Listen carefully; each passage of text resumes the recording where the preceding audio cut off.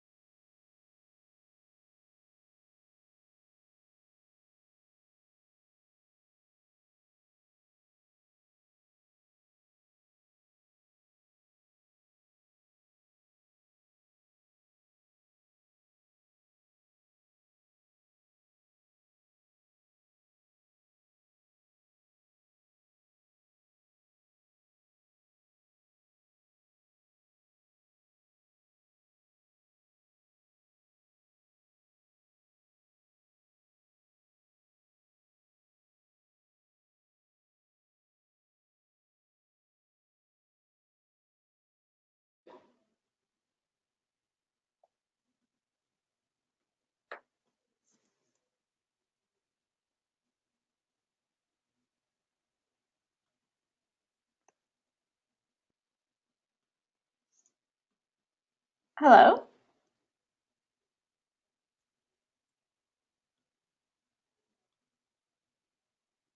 Hello. Hi, I'm here. Yeah, I've just been made the presenter. Should I go to full screen? Yeah, go ahead and do that. Okay. Yes. Great. And I think, Eric, I think we can go ahead and get started. Okay, great. Okay. Hello, everybody. Welcome to the Labor Research and Action Network webinar. My name is Eric Dernbach, and I'm on the LRAN Advisory Committee and Projects Committee. Just a word about LRAN before we start. We are a national network of union researchers, worker center and community organization staff, and labor academics who share research and discuss issues regarding labor and the labor movement. LRAN is sponsored by Jobs with Justice, and we also hold an annual conference each June.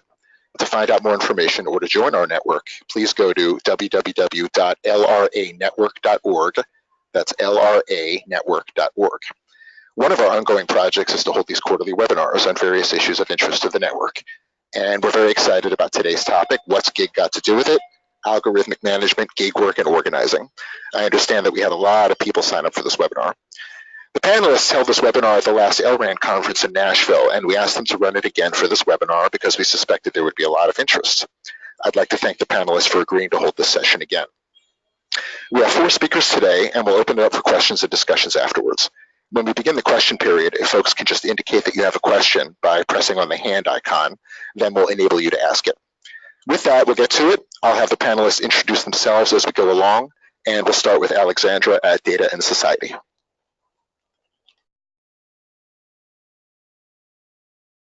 Hello, my name is Alexandra Matescu. I'm a researcher at the Data and Society Research Institute. We're a nonprofit organization focused on the social, economic, and cultural effects of technology on society. And within that, we have a labor research initiative, of which I'm a researcher on staff. So I'm here virtually to talk about a recent report that we published, Beyond Disruption, How Tech Shapes Labor Across Domestic Work and Ride Hailing, co-authored with my colleague, Julia Ticona, who is on faculty at the Annenberg School of Communication at UPenn, and my Data and Society colleague, Alex Rosenblatt. So I'm going to be describing some of the findings of this research project and then sort of bring it into the wider themes of algorithmic management. So part of our motivation for this research has been that companies like Uber and its business model have sort of dominated media coverage, and public understandings of the gig economy have become sort of a space for wider conversations about tech's role within wider changes in labor that technology has been bringing. And while this research is about gig work and pertains to very specific industries, domestic work and ride hailing, there are also broader implications that I'll get to throughout this presentation. So importantly, a lot of the dynamics of how Uber, companies like TaskRabbit, and other gig platforms manage workers are emerging in other work contexts. So we see it in automated scheduling software in retail, with other logistics and delivery work, with the growing use of consumer source rating systems in the service industry and elsewhere. So essentially, different aspects of what's commonly called algorithmic management is becoming part of the ordinary infrastructure of many workplaces, and is creating new challenges and sort of shifting a lot of the power dynamics with even older and existing issues within labor. So what is algorithmic management? So this term emerged from a 2015 paper by academics Lee, Kusbit, Metzke, and Dabish, sort of looking at Uber and Lyft and the ways in which they use software algorithms to rapidly scale their business models and to sort of remotely manage vast fleets of drivers. And since then, the term has sort of been picked up and used widely in media coverage, somewhat watered down as a kind of umbrella term for basically just how technology is affecting different kinds of labor. But essentially, I'm trying to sort of narrow it down as a diverse set of technological tools and techniques that structure the conditions of work and remotely manage workforces. And this typically includes characteristics like prolific data collection and surveillance of workers through technology, real-time responsiveness to data that informs management decisions, automated or semi-automated decision-making, the transfer of performance evaluations to rating systems and other metrics, and this is more often sort of client-facing and service industry-oriented work. And finally, the use of nudges and penalties to sort of indirectly incentivize worker behaviors. So to sort of get specifically to our report, we basically conducted an ethnographic project doing interviews. My colleague and I interviewed 70 domestic workers across childcare, elder care, home health aides, and domestic house cleaners, and in New York, DC, and Atlanta. And my colleague Alex Rosenblatt did interviews with ride-hail drivers. And our research questions are sort of driven by what it's actually like to work through these platforms and how these platforms are managing their work. And in large part, this sort of arose from my colleague Alex Rosenblatt's 4 years of fieldwork studying Uber and Lyft drivers. And she actually has a book that came out last week, Uberland, How Algorithms Are Rewriting the Rules of Work, which I highly recommend as reading for further research into this topic. So my colleague Julie and I focused on domestic work, which, as you know, has been largely an informal industry, very different from the very unionized work context, but it's increasingly being mediated by platforms. So companies like Care.com, which launched in 2006, which has been described as an Amazon.com for caregivers, with more than 9.2 million registered worker profiles in the US. After the on-demand cleaning company Homejoy shuttered in 2015 after worker misclassification lawsuits, Handy has become the dominant on-demand app for home cleaning and now operates in 30 cities throughout the US. There are multi-service platforms like TaskRabbit, which is now owned by IKEA, that also has service categories for home cleaning that we looked at. And in 2015, Amazon began providing on-demand house cleaning services through Amazon Home Services. So I'm going to start, so this is basically an array of the companies that we looked at and where our interviewees worked. So I'm going to start with ride-hail platforms and description to sort of give a sense of how the dynamics of algorithmic management that I described earlier sort of play out in the ground, drawing in large part on my colleague Alex Rosenblatt's research. So in the case of Uber, as you probably well know, algorithms are one tool that enable these companies to classify their ride-hail driver workforces as independent contractors, while at the same time exerting significant control over their workforces. So ride-hail platforms continuously collect data on drivers' behaviors, which then can be fed into automated performance reports. So while drivers have the freedom to log in and out of work at will, once they're online, their activities on the platforms are heavily monitored. So for instance, drivers' movements are tracked using GPS location and other behaviors such as acceleration, working hours, and braking habits, which are all monitored through their phones.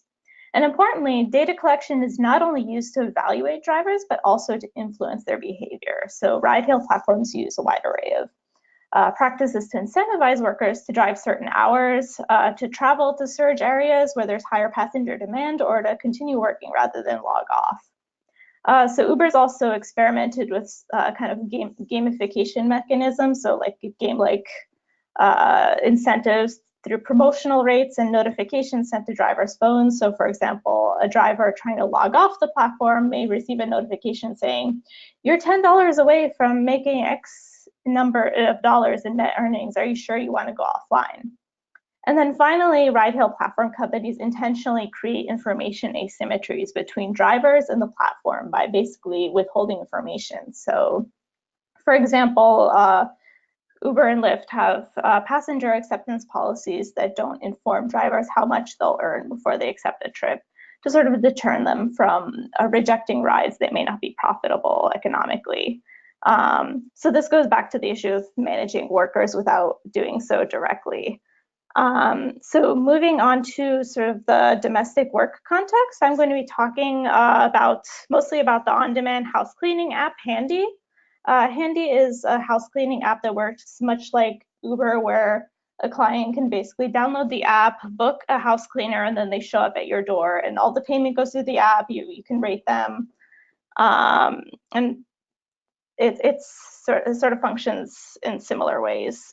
So part of the motivation of looking at domestic work and comparing it to ride hailing is that it's a good example of how many of the tools of algorithmic management, when brought into other work contexts, can sort of play out differently or similarly in the way that workers experience them. So domestic work is not really quantifiable in the same way that transportation work like ride hailing is. You can't really use GPS phone location tracking to verify if and how a house cleaner is doing her job. What counts as a thorough cleaning can sort of be subjective. These apps do track when a cleaner arrives and when she leaves, but that's about it. So these platform companies use various other metrics, both to evaluate job performance and to push incentives onto workers. One of the challenges of this is that because of the nature of the work, these platforms rely more heavily on consumer source ratings and self-reporting from clients. But as many of our interviewees told us over and over again, clients frequently lie on the app when you have to enter in how many rooms they need cleaning, about who broke the vacuum cleaner, or they might leave a bad rating as a form of retaliation. But quantification sort of gives this an air of objectivity, and often on these platforms, the rating system only goes one way. So clients can't really rate cleaners can't really rate clients back. So rating systems that have a significant amount of power over workers. So they not just, they don't affect only workers' reputation, but other dimensions like hourly wage. So for example, a house cleaner's pay rate on the Handy app fluctuates across different pay tiers depending on whether she meets certain benchmarks on a rolling basis. So whether she makes a given pay tier is determined by things like her average rating and job acceptance rate for a given week or month. However, these aren't really communicated very clearly to workers. The Handy terms of use is pretty vague. And my interviewees were often actually really unsure of all of the data that are used as benchmarks. So you can see how all of these metrics are kind of creating this gamified situation where you have to be continuously keeping up with your metrics in order to stay where you're at. And with the rating system, you have a situation where they create they can create perverse incentives around safety. Workers are often unclear about platform policies regarding safety, and they can feel uncertainty about when they can refuse service without consequence. And the high turnover on a lot of these apps means that workers often aren't the most knowledgeable about policies. Additionally, workers we spoke to had their accounts suspended or deactivated after clients reported them for sort of acting in their own best interests. So, for example, on Handy and TaskRabbit, they might try to exit a situation where they might be alone in a home and they don't feel safe. So in this way, it can sort of create new pressures on workers that wouldn't be otherwise. And then finally, another sort of illuminating example of how automated decisions about workers can be really challenging is Handy's cancellation policy. So there's this sort of, in mainstream discussions of the gig economy, there's this assumption that one of the innovations of the gig economy is that by replacing the middle manager with technology, labor platforms are able to streamline everything into efficient and seamless service. And on-demand platforms do take care of most of the coordination work of matching workers to clients, but they do so by locking workers out from many aspects of decision-making. And a consequence of this is that these roadblocks, while they're advantageous for the companies themselves, can create constant coordination problems for workers.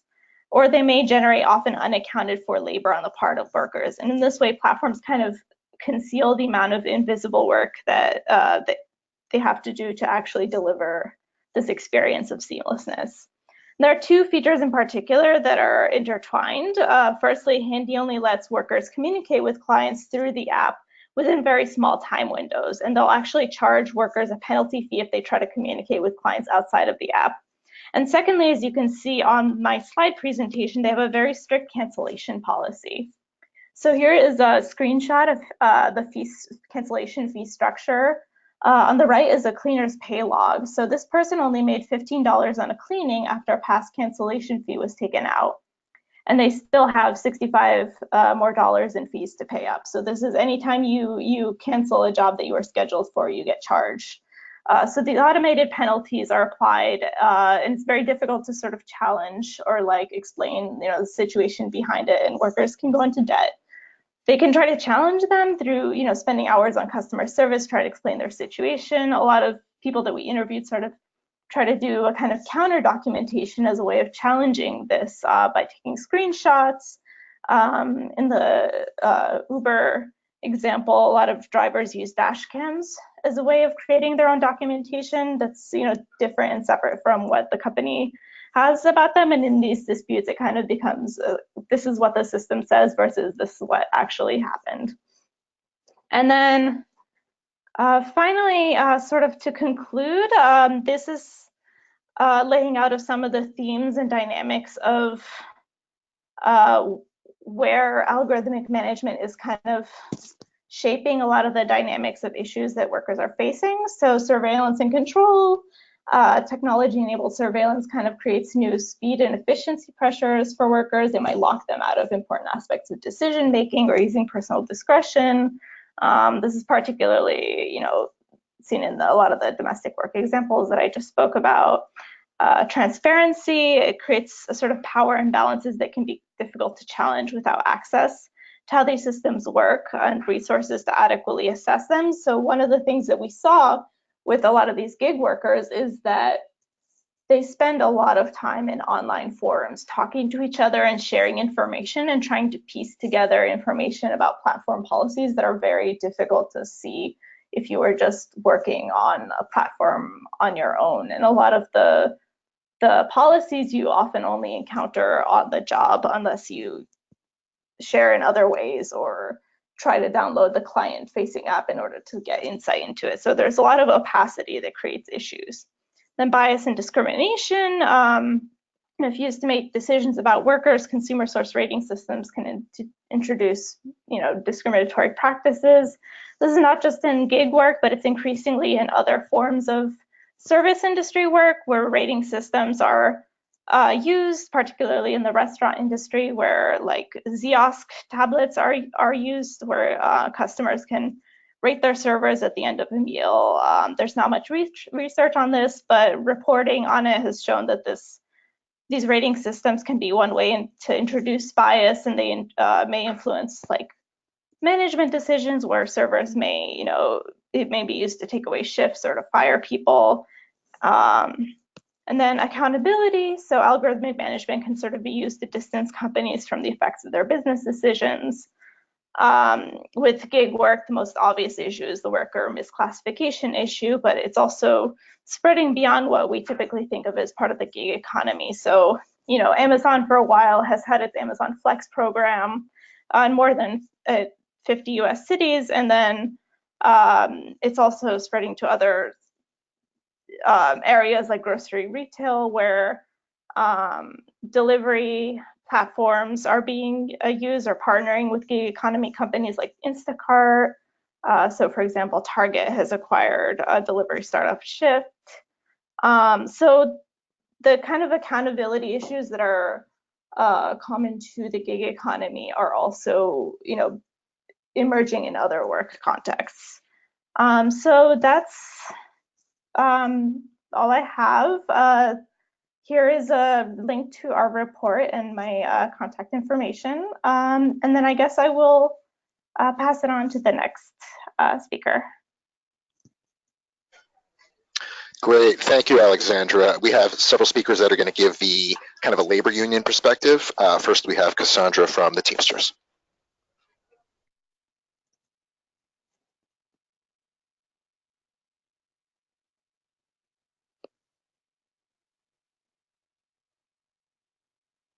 New technology and algorithmic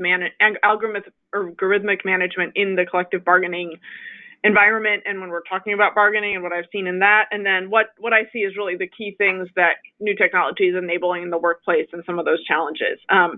So I've had a chance to look at a lot of our collective bargaining contracts, especially in the transportation sector, to really get a better understanding of, what are the opportunities for us to engage with employers on the introduction of new technology. I think in some ways, a lot of what Alexandra described are employers that are really outside the realm of organized, unionized workers. But at the same time, this technology is being applied to create these platforms to enable this sort of extensive use of misclassification and independent contracting of sorts. It's also being used to really have a major impact in the workplace and how major employers do business.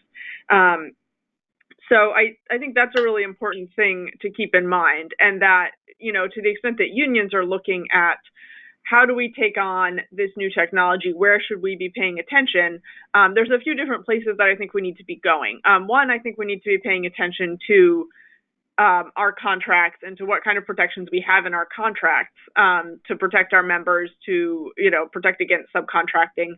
I think what's key there is that most contracts will have will often have language about limitations on subcontracting, language on seniority, language on scheduling, training. Some contracts will have a technical technology change or new technology clause of some sort. Management rights, discipline. I mean, these are all pretty typical. I think the key that the unions need to be thinking about is what amount of leeway or freedom do our contracts give employers to implement new technology or forms of algorithmic management, and what new language do we need to think about putting into our contracts to better protect our members. And so a few things I would suggest would be for union folks, and this is again really on the traditional bargaining side, but look at your management rights clause, see how permissive it is. A lot of management rights clauses will be a bit of a catch-all in terms of, the employer has the right to introduce new technology for the life of the contract, et cetera, et cetera. So look at that. Look at discipline clauses. Look at what extent, recordings or, logs can be used to discipline someone to determine, were you where you were supposed to be at a certain time? Did you work fast enough? Scheduling technology, pay attention to how scheduling is being done and what language you have about that. Seniority, in cases where new technology is being introduced, ensuring that the most senior workforce has either the opportunity to bid into slightly new job positions where they might have slightly new responsibilities as they interact with the technology, or ensure that your members have access to training to be able to perform those new job responsibilities. And then again, some contracts, depending on the industry, will have a specific article requiring the union and employer to meet and confer on new technology or technological change, or to limit, the amount of work that can be subcontracted. So those are a few kind of traditional bargaining areas that I would encourage people to look at, and it's going to look a little different again depending on what sector or industry you're looking at. In addition to that, I think the key takeaway for me in looking at all of these things is again that a lot of the contract language deals with sort of earlier versions of technology and doesn't necessarily kind of encompass all of the new ways in which technology can change the workforce. And so I think when we're looking forward, we also really need to be paying attention to one, remembering that none of this is all, it's moving things that have been done before into a sort of virtual space. So the idea of, people bidding on jobs or signing up to do jobs, that's been happening in union hiring halls for, centuries. The idea of having something delivered to your house, like your milk, that's also, that used to happen, and it used to be, a Teamster driver delivering your milk to your house. So I think kind of trying to reimagine this, sort of like strip away all of the fancy, imagery and, this whole idea of like on demand. Fundamentally, it's people doing this work and getting things to you. But I think what's important is that what's happening is that the technology is really fundamentally enabling companies to grow in new and different ways than what they were doing before. Because again, previously you've got, a union hiring hall or a union delivery driver. And now you've got, this capacity to build out very asset-light companies with very few assets in terms of transportation, in terms of employees. So creating models like the Amazon model, where all the local courier companies that they contract with are using their technology and wholly dependent on their technology to exist, to deliver packages. But they are employing people themselves, and they're tiny little companies with not very much money and not very many assets. So I think thinking about that as like a major kind of force for change here.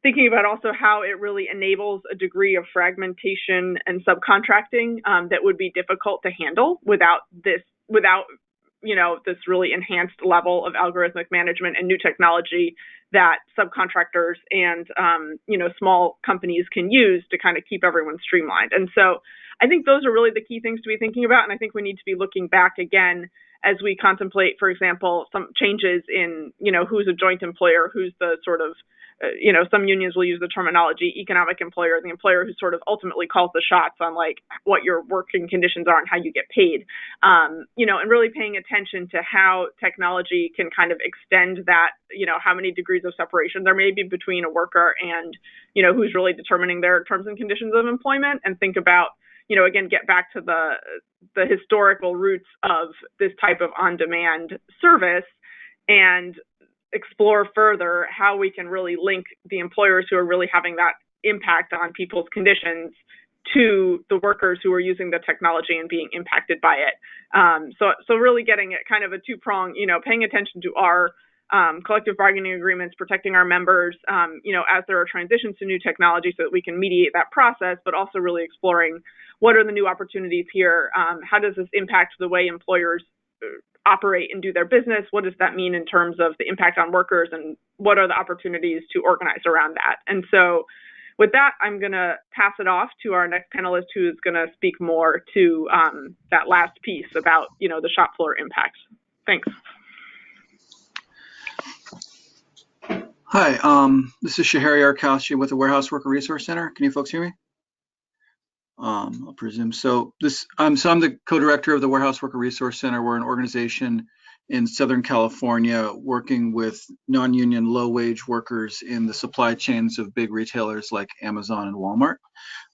So what I want to speak to is some of the opportunities and challenges of organizing in contexts like this.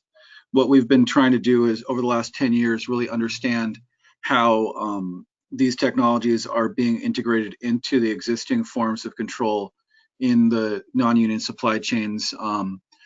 Originally in Walmart, where there was, that was really the company that was leading in these ways for many years, and now really looking at Amazon as the next generation of using these forms of surveillance. So the context is these are non-union temp workers primarily in third-party warehouses or warehouses operated by Amazon or Walmart. These are facilities that both move goods for these big retailers and other companies around the world. What we've seen is that the surveillance is both tied to the worker but also to the package.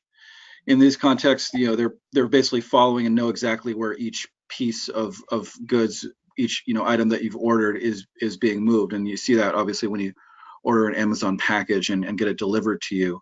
And so the gamification of these warehouses has been kind of gradual over the course of the last 10 years, and Amazon really has taken it to the next level.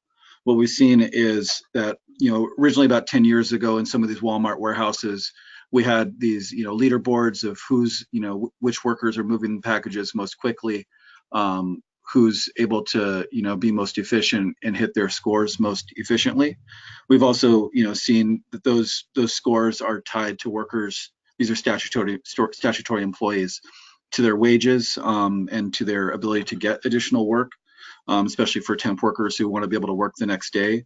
If you can kind of be considered on the top 10 or 15 people that day in terms of productivity, you would be called back the next day. So those are the kinds of things that technology has really amped up in the last few years. What we've seen is, because these are rather than gig workers who are kind of out in the field, these are completely controlled facilities where workers are being surveilled at all times, both externally from cameras, but also internally with the scanners that they're using that are actually scanning the products every time they pick up a box or do a move. That way the company knows exactly how many times they're moving, but even how they are moving. So how they pick up the scanner, how efficient of a physical movement of their hand is happening. And those are the kinds of things that are really becoming opportunities for organizing, in terms of workers who are really feeling the pressure and feeling agitated by the level of surveillance that they're undergoing. So these Amazon workers, primarily in these fulfillment centers, are basically constantly reminded of their rate, of how quickly they need to be moving, which is not anything new. It's the same thing that we've been seeing for 100 years in these workplaces. But what we're seeing is they're hearing in their ear, seeing on their scanner what their percentage is, how quickly they're moving or not moving, and being told to move more quickly. And it's impacting folks psychologically. We've seen a huge number of workers in these Amazon facilities who are quitting because they can't take the psychological pressure. We've seen clinics where workers, a lot of Amazon workers are appearing. We're actually going to those places to find workers, because the psychological pressure is putting them in a place where they can't sleep, where they don't want to eat, they don't want to take lunch breaks, they don't want to take bathroom breaks, because they fear that they're going to lose their job. So it's, again, this technologization of the existing forms of pressure that are a place where we feel we can engage workers and say, this isn't how it should be, that there are opportunities for us to slow things down. Because these workers are in the same workplace, it's a lot harder for them to kind of keep reducing the rates or speeding people up without there being some opportunity for workers to make some sort of collective action. And especially because Amazon workers tend to be younger, tend to be a little bit more online. We're seeing that they are starting to find their own ways to push back, their own ways to resist. So both through coordination on WhatsApp or other forms of communication that they use, saying we're going to slow down today. We're going to, we're not going to go above this rate. If I don't do it and you don't do it, then nobody's going to feel like they're being held back. Those kinds of forms of communication are, common, but more difficult to do in a workplace where you're not allowed to bring your phone. So making, these communications are happening offline or, in the parking lot often as well. But even in the context of the actual work that's happening, if you're, some of these workers, a good example is they're putting a pallet together. They're stacking boxes on a pallet, and basically that pallet is going to be passed on to the next worker. If you pack a pallet with a bunch of tiny boxes, you actually get a better score because you move more boxes that hour. But the next person who's picking up that pallet is going to have to deal with a really unstable pallet with a bunch of boxes that's going to fall, and they're going to get screwed on their productivity level. So workers talking to each other and saying, I'm going to build a pallet that's reasonable. It's not going to keep my rate as high as it could be, but it's also not going to screw over the next guy. Making sure that those kinds of communications are occurring so that they're not getting gamed against each other, and workers finding new opportunities to use the game to benefit themselves. And now they're talking about how do we use opportunities to slow down even further. So that's kind of what we're hoping to use is both the agitation around the pressure that and the psychological impacts that are what we're finding is that they're more insidious than just some lead yelling at you. They're really affecting people in a deep way, and trying to focus on that issue as a place to really agitate people, and then coming up with tactics that come out of the the shop floor that are really new examples, new versions of what workers have been doing forever, but trying to use these technologies to our own benefits. So just some examples of what we're seeing in the Amazon warehouses. I can pass it on to the next person. Hi, everybody. I hope you all can hear me. My name is Brittany Rollinson, and I'm a research analyst at the Office of Labor Policy and Standards, which is housed within the New York City Department of Consumer Affairs. So for those of you who are unfamiliar with our office, I'd like to start by giving a brief background, and then I will discuss how policies and enforcement can be effective at impacting algorithms. So our Office of Labor Policy and Standards, basically our mission is to act as a voice in city government for workers, specifically focusing on issues affecting immigrants, people of color, and women in the workplace, regardless of status.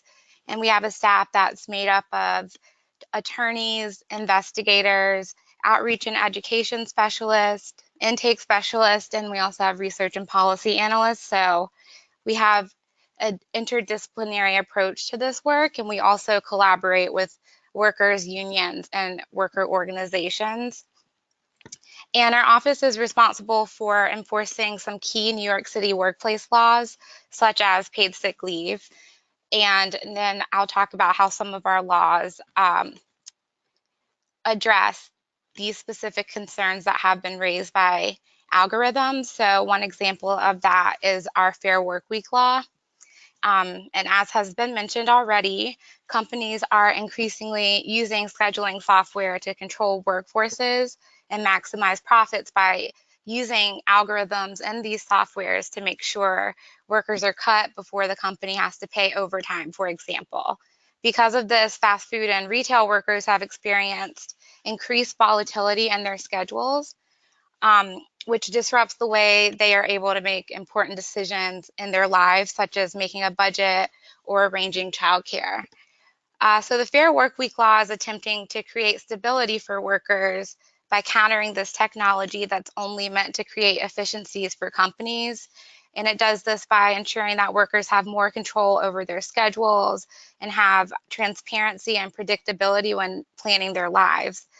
Employers are required to give workers their schedules in advance, 2 weeks in advance for fast food workers and 72 hours in advance for retail workers. Companies must also post notices of employees' rights that tell employees what their rights are. Also, to make algorithmic systems and companies more accountable policies need to have teeth and companies need to pay for infractions. The Fair Workweek Law is an example of having companies pay workers and the city for violations. For example, fast food employers must get consent from workers and pay a $100 premium if they schedule workers for back-to-back shifts with less than 11 hours in between. And while companies are adamant that these laws would lead to business closures, research has actually shown that policies like these have a minimal impact on business while also substantially improving workers' quality of life. It's also important to have protections in place for workers who are hired through platforms but face similar working conditions to those who are hired through traditional means. For example, Alexandra spoke about domestic work, and many times domestic workers, whether they get their job through a platform or not, they still face the same working conditions. And so our office has a paid care division, which is focused on home care workers and domestic workers specifically. And these workers, often working in private households and often invisible, are also entitled to workplace protections, whether they were hired through a platform or otherwise. And finally, many people, as Alexandra has mentioned, are getting short-term gigs through platforms. And these workers are commonly known as freelancers. And our office also enforces the Freelance Isn't Free Act, which gives freelancers a right to a written contract, the right to on-time payment, and a right to full payment. And for those who violate these rights, there are also penalties in place for that. So as I've mentioned, technology is reshaping work in some ways, but I think that it's important to remember that work has also remained the same in other ways, and policy should always focus on how to make the lives of working people better. And these are just a few examples of how policy can counteract the disruption caused by some of these algorithms. And I also sent some links that I think Ben or Eric will be sending out later. It's a link to our office website and a link to some relevant reports. And so I think now we're going to open it up for questions. Yes, yeah, now we can open up for questions. If you do have a question, on the panel screen, it'll show where you can it says question, like you can raise your hand, and then I will unmute you, and then you can ask. So if you do have a question, you can just raise your hand, the option to raise your hand and ask the question.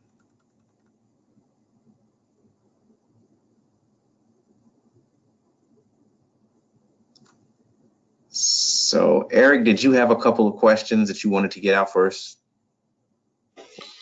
Yeah, I'll get us started. I guess this is a question more for the union folks, but for anyone as well. For employers, let's say in a union setting, that are using any kind of workplace surveillance, tracking, or nudging of workers' behavior, could we, or have we thought about demanding access to all of this data in the interest of transparency, and especially if this data is being used to kind of rank or assess employee performance? Could we get this data maybe in the context of bargaining, and would it be useful? Would we know even what to do with all this data? Yeah, thanks, Eric. That's a good question. It definitely could be something brought up in an information request or in relation to discipline hearings or something like that. That, to my earlier point, I think that's where paying attention to language that is related to discipline and access to all of that stuff is really important. So that could be another way, to get at some of that, getting, every instance of someone being disciplined for something or going into agreements, having information about, what technology is tracking someone's performance. So I think it could be, even potentially looking further. I don't have like a specific answer right now, but, potential to think about information requests as a strategy around some of this as well.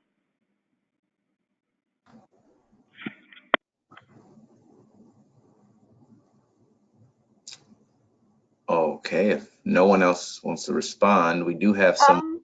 I'm sorry, go ahead. Yeah, I just wanted to add another sort of dimension of this as far as like demanding access to data is that because of the sort of very networked uses of data, it sort of goes beyond issues of any individual worker's data. So that's another consideration, is that it's a lot about how data is used in aggregate rather than as individual workers, to at least like beyond things like disciplinary context, like as Shahryar mentioned with the gamification, where it's not just about one person's data, but about how all of that data is used to manage workers. Okay. Anyone else want to respond? Okay, so we have a question from Aaron Brenner. Aaron, you can go ahead and ask your question. Hi, okay, can you hear me okay? Talk a little bit louder if you could. Is that any better? That's better. Yeah, I guess my question was about, I think, two questions that are sort of related, and that was in the case of where in the platform systems, whether or not folks have explored either actually setting up alternative platforms that workers either own or control, or whether it's possible to regulate them or in some way directly. Has anybody ever looked at any of those things?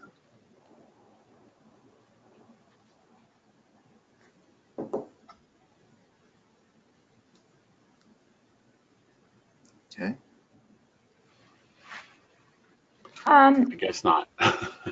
Well, within the sort of gig platform context, there have been sort of, can everyone hear me? Yeah, we can hear you. Yeah. So within the gig platform context, there have been sort of efforts to create worker-owned platform cooperatives. So in the domestic work contexts, there's one based in New York that has come up. I'm blanking on the name, but sort of one of the issues with that is the issue of scale, because companies like Uber or TaskRabbit have been able to get so large in large part because of venture capital investment, and two, because of high worker turnover and the fact that they've sort of normalized churn within this industry. But it does seem as if on a smaller scale, worker-owned gig platform cooperatives have been coming up on a sort of small scale.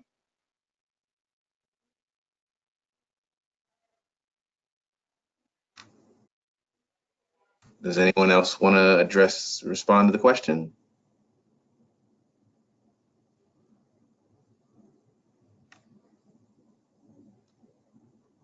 Okay.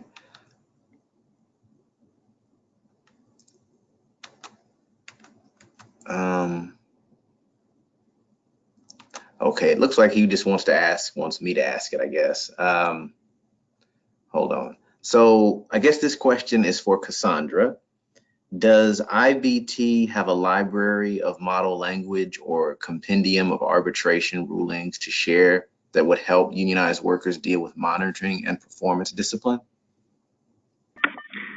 So I have a few examples that are pretty specific to our contracts. So depending on, getting approval to sort of share things broadly, I'm happy to share a few examples of, certainly on examples of what we have that I think get more into, is this good? Is this enough? What variations do we have across different sectors? And then some best practices. I don't have it sort of written out as model language, but I do have some best practices and recommendations, ideas kind of coming out of the review of, sort of the good and the bad of the different pieces of language that I found across different sectors. So feel free to drop me a line separately, and I'm happy to follow up on that and talk a little bit more and share whatever I can.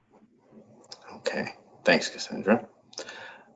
So like I said, if anyone else, right now I'm not showing that anyone has a question. If you do have them, you can raise your hand using the panel on the side. Eric, did you have another question that you wanted to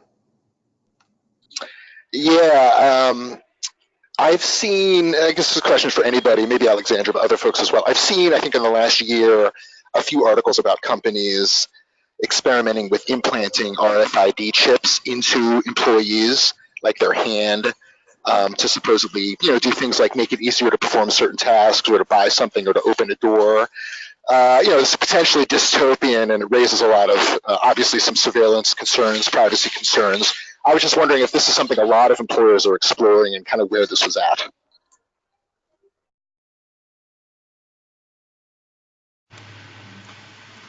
This is Shahariar. Our experience is that a lot of warehouse workers have RFID tags in their badges, which is functionally the same. It's not quite as scary, but it still does the job.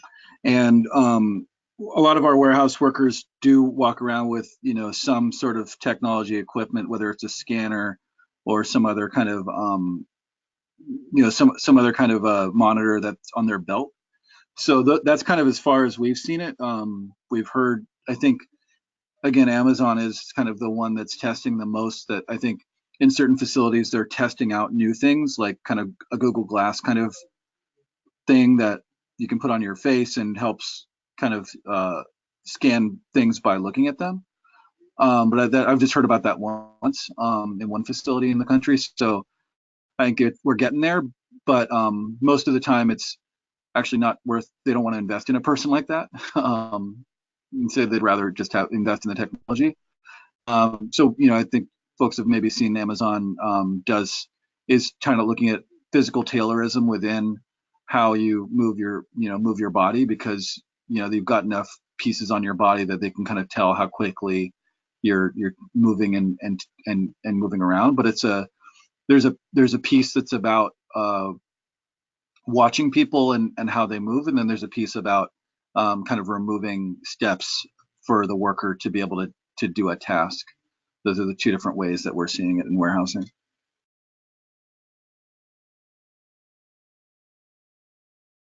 All right, thank you. Does anyone else want to answer that? I think with the RFID chips, I think there's kind of a pushback as far as the skin implantation part, but I think the kinds of elements that Shahariar mentioned are probably more likely. One thing that I think probably will become more common is the use of biometric trackers and things like Fitbits and biometric apps tied to workplace benefits, so like health insurance and things. And that is becoming a particular issue both with privacy and with workers' ability to opt out. I think that was one of the components also of like the West Virginia teachers strike, where they were being pushed into downloading this health tracker app in order to lower insurance premiums. So that's sort of another dimension in which these kinds of tracking are becoming more common. All right, thank you. I have a follow-up question for Alexandra. When you were doing these interviews, did people feel like they had a privacy concern? Was that a theme that ever came out? Or did people not mind all of this monitoring, or was it not something that was in the forefront of their mind? I think it was more about the sort of lack of control over the kinds of narratives that would be created out of data that is collected about them. So as I mentioned, like a lot of them came up with self-documentation strategies to sort of track information. They would take a lot of screenshots or photograph things or do their own notes, because if any sort of dispute with a client came up, the platform company would be like, here is our record of what happened, and then they would have to sort of build a case in opposition of that to sort of defend themselves from being deactivated from the platform or having a bad rating, take down their wage bracket. So it's more things like that. I think the issue with privacy is that people often don't think of privacy like if you ask them directly about privacy issues, they may not have a specific thing, but when it comes to like specific circumstances where privacy directly impacts things like their wages or other aspects, then it becomes more clear how it affects them. Right. That's interesting. Okay. All right. I think we have a question from Felice. I don't know if I'm saying this right. Felice, Felice Segura. You can go ahead and ask your question.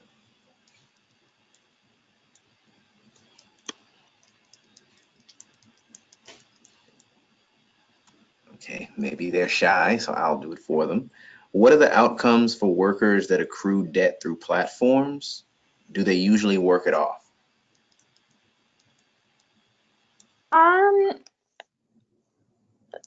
So one of the things that I found kind of fascinating and really frustrating in my interviews with people who had built up debt through these platforms is that they didn't really see it as a form of wage theft or something that they sort of saw it as like, oh, well, it makes sense from a business perspective for them to enforce, appointments by them penalizing you in this way.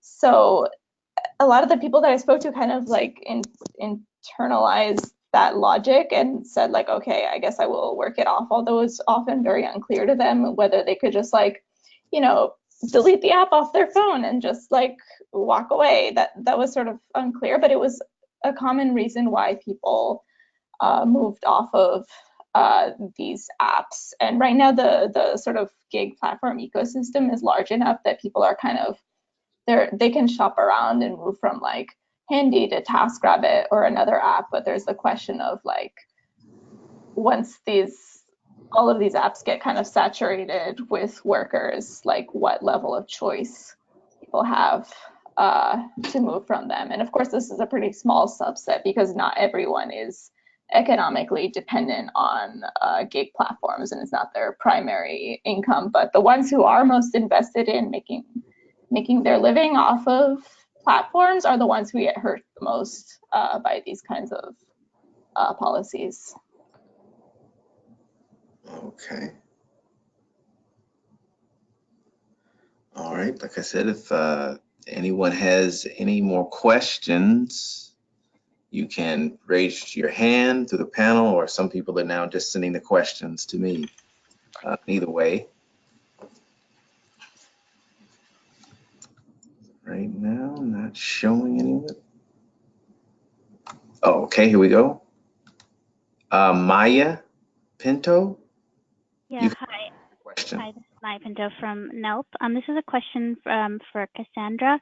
I'm wondering if there's any coordination, and actually for Shahryar as well, coordination across unions, worker centers to think about these questions. I know worker centers a bit are thinking about this, but unions especially to think about the contract language and looking at them together and come up with sort of best practices. And I know it's different across, but also just thinking about coordination, because adoption of technology in one sector because of the way sort of supply chains work could put pressure on other sectors to adopt the same technology. So if one sort of sector drops the ball or the unions aren't thinking about it, it could affect other sectors.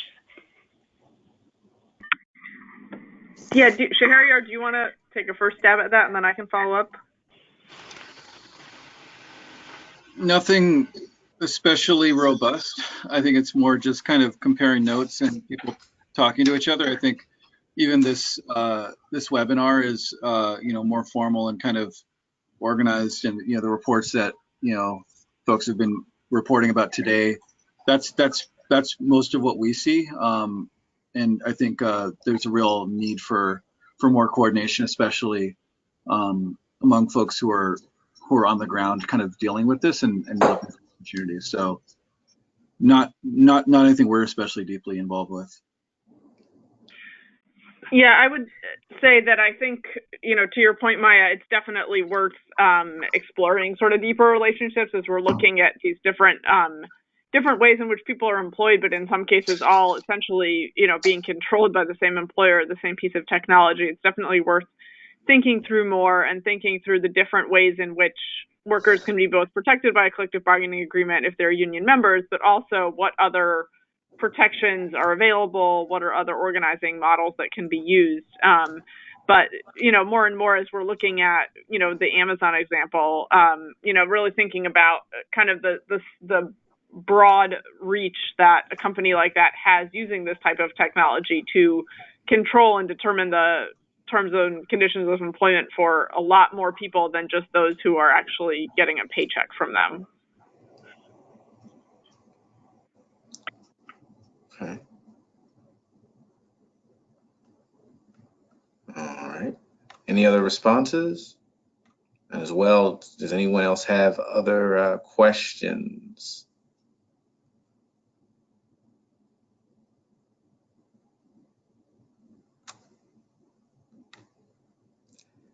All right. I'm not seeing anything from anyone in the audience here that has questions. Do you all have any questions for each other or anything? Or comments? Right now, there are no questions.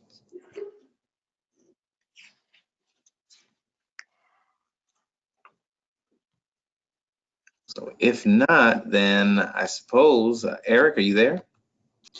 Yeah, so I think we could wrap it up. I want to thank the panelists again. This was great, and I'll thank everyone who joined us today. So I think, are likely going to send out some information from the panelists to everyone who signed up for the webinar. Folks may have also gotten a copy of Alexandra's Data and Society paper. I think we'll resend that out in case anyone didn't get it. And there's also a recording of the webinar, which I believe you have to be a member of the LRAN listserv to get. So we'll send out information about having access to that. So look for all of that coming out. And again, more information about LRAN is at lranetwork.org. And thanks again, everybody. Thank you. Thank you. Thanks. Bye. Thank you, everyone.